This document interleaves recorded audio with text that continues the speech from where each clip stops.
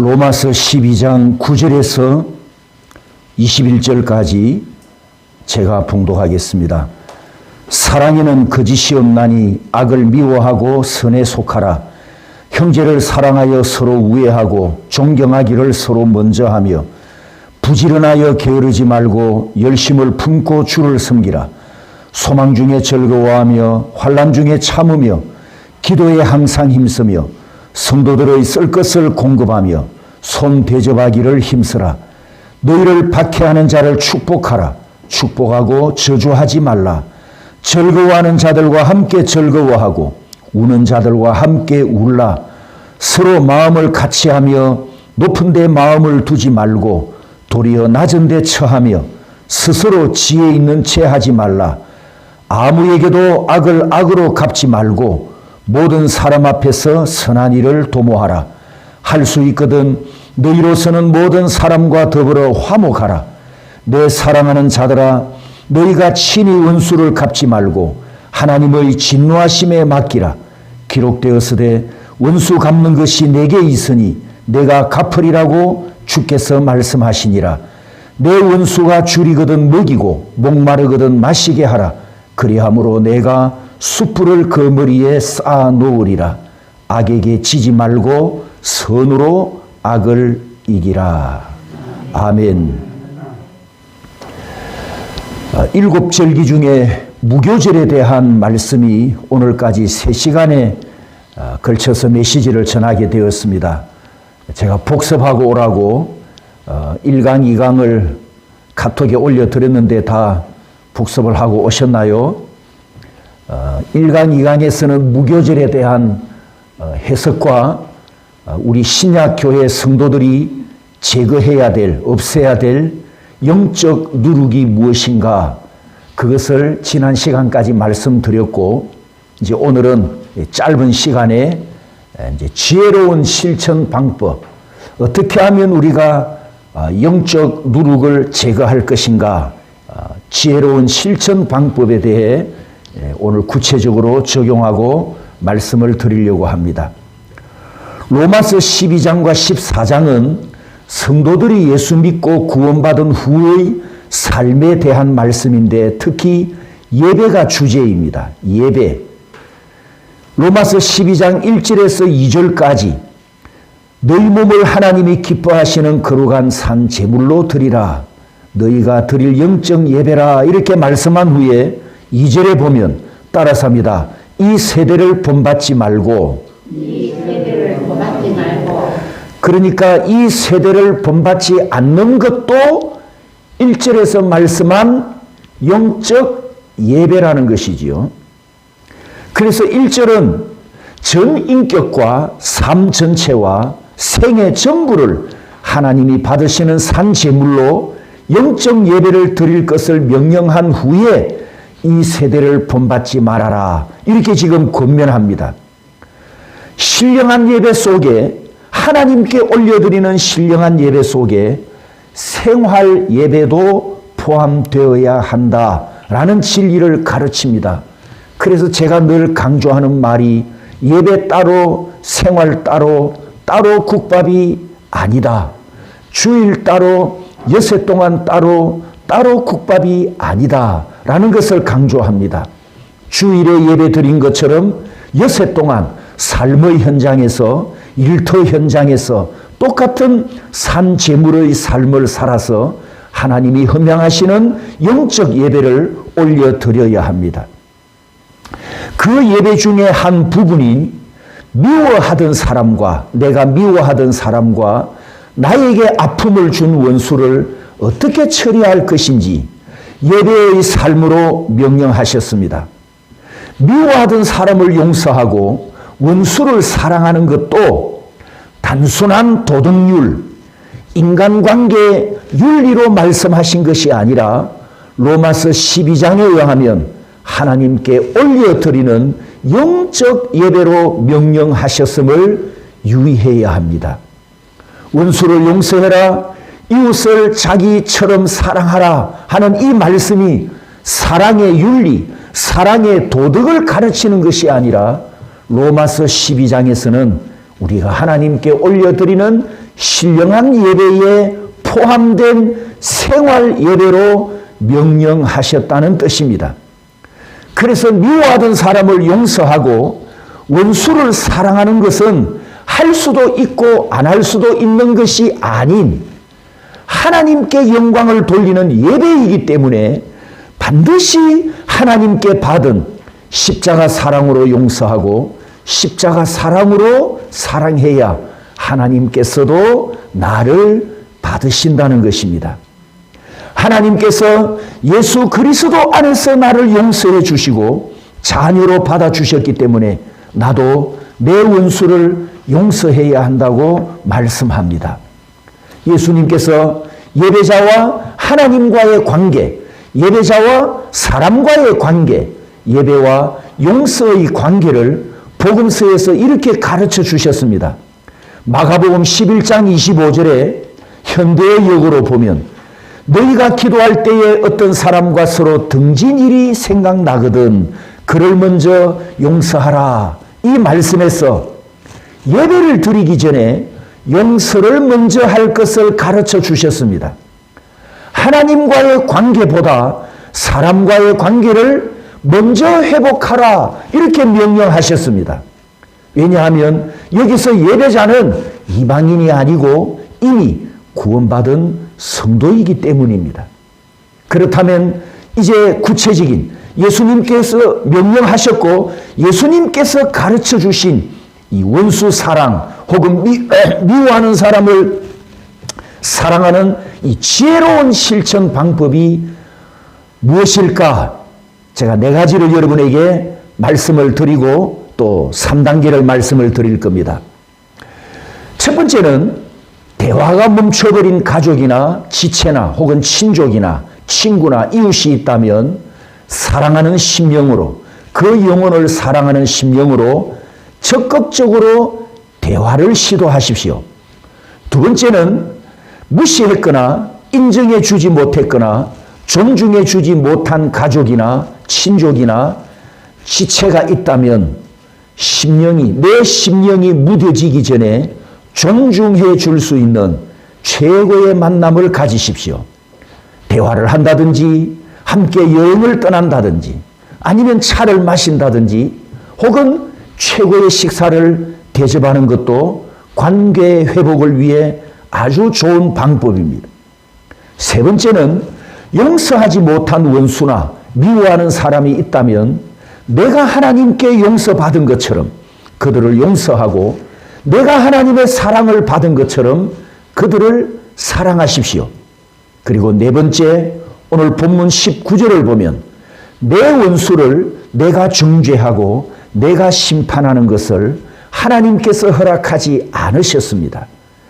죄인을 심판하는 권세가 인간에게는 없습니다. 심판하는 주권은 하나님만 갖고 계십니다. 그래서 예수님께서 이렇게 하라고 가르쳐 주셨죠. 누가복음 6장 27절 28절 우리 다 같이 한 목소리로 봉독합니다. 그러나 너희 듣는 자에게 내가 이르노니 너희 원수를 사랑하며 너희를 미워하는 자를 선대하며 너희를 저주하는 자를 위하여 축복하며 너희를 모욕하는 자를 위하여 기도하라. 아멘 아멘. 내가 미워하던 사람을 용서했을까? 내 원수를 내가 진심으로 용서했을까? 여러분, 내 마음 속에서 혹은 내 감정으로 내 인격으로 그 사람을 용서했는지 못했는지 용서가 되었는지 안 되었는지 이것을 스스로 점검해 보는 3가지 방법이 있습니다. 스스로 점검해 보는 3가지 방법. 첫 번째, 그 사람이 아무개가 내게 아픔을 주고 나에게 상처를 주었지만 내가 그 사람을 미워하고 저주하고 악담을 한 것은 내가 하나님 앞에 사람을 저주하고 욕하는 죄지 않습니까? 그래서 그 죄를 미워했던 내 죄를 첫 번째 먼저 하나님께 고백하고 회개해야 합니다. 그가 나에게 아픔을 주었지만 하나님, 내가 인간의 감정으로 내가 그 사람을 미워했습니다. 미워한 죄를 회개합니다. 지난 시간에 말씀드렸죠. 미워하는 것은 무엇과 같다고요? 살인이라고 하지 않았습니까? 하나님, 내 죄를 회개합니다. 내 죄를 용서해 주십시오. 미워했던 내 죄를 먼저 하나님 앞에 고백하고 회개해야 해야 합니다. 두 번째는 얼굴을 대면하고 혹은 거리가 멀다면 전화로라도 직접 사랑한다고 고백하십시오. 사랑합니다. 당신을 사랑합니다. 고백하십시오. 세 번째, 그를 위해서 축복을 부어주시도록 하나님께 간구하십시오. 내가 미워하는 대상이 만약 불신자라면 그 영혼 구원을 위한 기도는 최고의 축복 기도입니다. 그 영혼과 그 인생과 그 가정을 구원해 달라고 간구하십시오. 축복을 간구할 때 이렇게 기도하시면 됩니다. 하나님, 나보다도 그 사람이, 그 가정이 더 부자가 되도록 복을 부어 주십시오. 이렇게 기도하는 겁니다. 첫 번째 방법은 내가 미워했던 내 죄를 하나님께 고백하고 회개하는 것이고, 두 번째는 나에게 아픔을 준 원수를 사랑한다고 고백하는 것이고, 세 번째는 그에게 나보다도 더 부자가 되게 해달라고 하나님께 축복을 비는 것입니다. 1번은 하겠죠. 하나님께 내 죄를 회개하는 것이니까 1번은 쉽게 합니다. 그런데 2번과 3번은 쉽게 되지 않습니다. 대면해서 당신을 사랑합니다 고백하고 하나님 앞에 나보다도 더 잘 살게 해 주십시오라는 이 축복 기도가 양심상 또 감정에 남아있는 미움의 찌꺼기가 있으면 이 고백이 안 나오고 이 기도가 안 나옵니다. 그래서 2번과 3번이 안 되면, 입으로 안 나오면 아직도 미워하는 감정이 내 안에 남아있다는 증거니까 이 2번과 3번이 실천될 때까지 1번을 계속해서 하나님 앞에 반복해서 회개하는 겁니다. 계속해서 회개하고 또 회개하고 스펀지 물을 짜내듯이 내 안에 있는 미운 감정을 다 짜내고 찌꺼기 하나 남김없이 다 짜내고 사라져야, 정말 미운 감정이 0.001%도 없어야 사랑합니다 고백을 할 수 있고 축복을 빌 수가 있습니다. 진심으로 회개하고 진심으로 간구하면 성령 하나님께서 도와주실 것도 믿으시고 해야 합니다. 사랑하는 성도 여러분, 지금 우리는 구원받고 난 후에 영적 무교제를 지키고 있는 중입니다. 그러므로 삶에서 항상 누룩을 제거해야 합니다. 영적 무교제를 지키며 사는 성도들에게 하나님께서 이렇게 질문하지 않습니다. 너는 완전해졌느냐? 네 안에 누룩이 하나도 없느냐? 이렇게 말씀하시지 않고 우리에게 대신 이렇게 묻습니다. 내가 너를 위해 이미 누룩을 제거해 줬는데 너는 내 안에 아직까지 누룩을 품고 있느냐? 예수님께서 너의 누룩을 십자가에서 제거하여 이미 누룩이 없는 자인데 왜 벗지 못한 옛사람의 누룩을 지금까지 품고 있느냐라고 우리에게 묻습니다. 영적 무교제를 지키며 살아가는 성도는 죄와 악한 것과 타협하지 않습니다.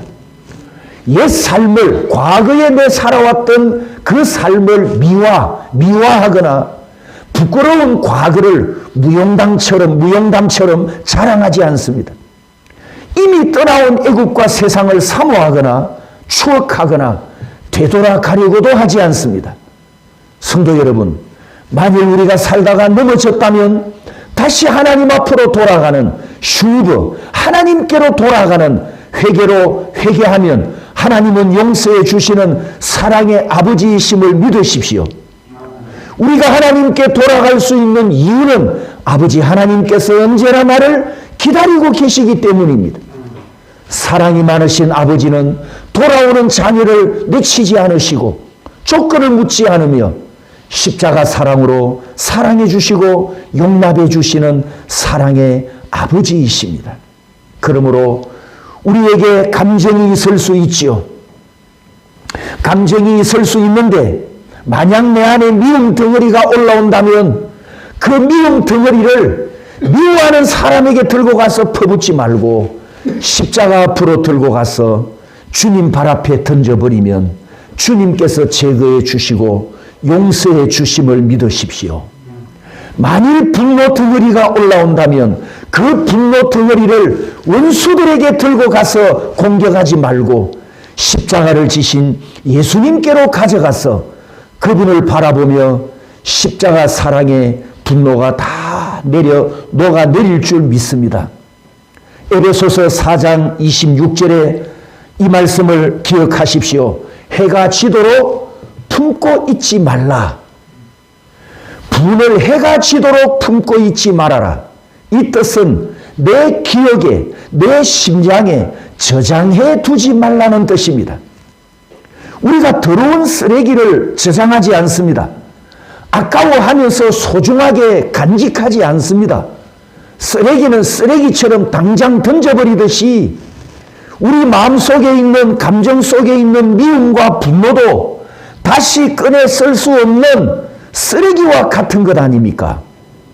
그런데 이걸 계속 품고 있으면 가슴과 감정과 심장에 발효실 효과가 나타나서 누룩처럼 이 감정이 부풀어 오르게 되고 이 감정이 커지면 사단이 틈을 타는 공격 빌미가 되기 때문에 오물을 쓰레기통에 즉시 버리는 것처럼 버리라. 해가 지도록 품고 있지 말아라. 이렇게 권면합니다. 성도 여러분, 우리는 아직 광야와 같은 세상에서 살고 있지만 이미 6월절 어린 양의 피를 통해 애굽을 떠났습니다.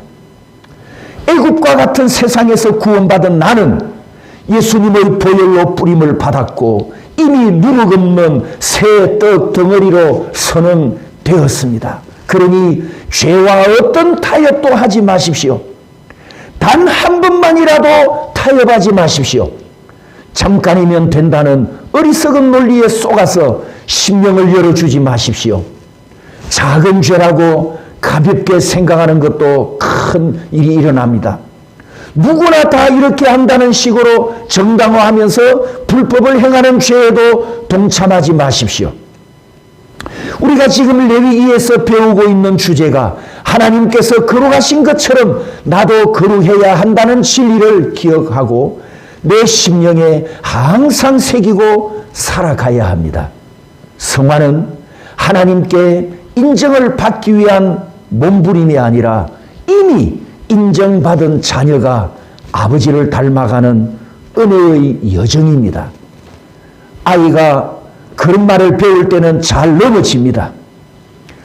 그런 말을 배우는 아이가 넘어졌을 때 부모가 왜 또 넘어졌어? 이럴 거면 다시는 걷지 마! 이렇게 말하는 부모는 한 명도 없습니다. 대신 이렇게 말합니다. 괜찮아. 다시 일어나. 아빠가 잡아줄게. 아이의 넘어짐이 자녀 자격을 취소하지 않듯이 내가 실패하더라도 하나님의 자녀됨이 취소되지 않습니다. 혹시 실패했거나 넘어졌더라도 낭망하지 말고 아버지께 돌아갔던 탕자처럼 하나님께 돌아가면 됩니다. 하나님 아버지는 자녀인 나를 살리는 아버지이십니다. 우리에게 살 길을 주시는 아버지이십니다.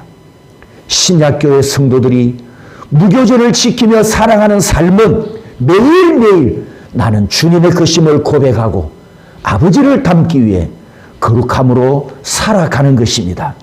사랑하는 성도 여러분, 우리는 이 땅에서 나그네로 살아가고 있습니다. 이 땅은 영원한 안식처가 아니기 때문에 영원한 장막절을 향하여 전진하고 있고 영원한 천국에 도착할 때까지 성령님께서 나를 견인해 가심을 믿고 동행하시기 바랍니다. 절대 실패하지 않습니다. 천국에 도착할 때까지 무교절을 지키는 삶, 성화의 삶을 성령님과 동행하면서 매일매일 하나님 은혜로 살아가시기를 주님의 이름으로 축복합니다.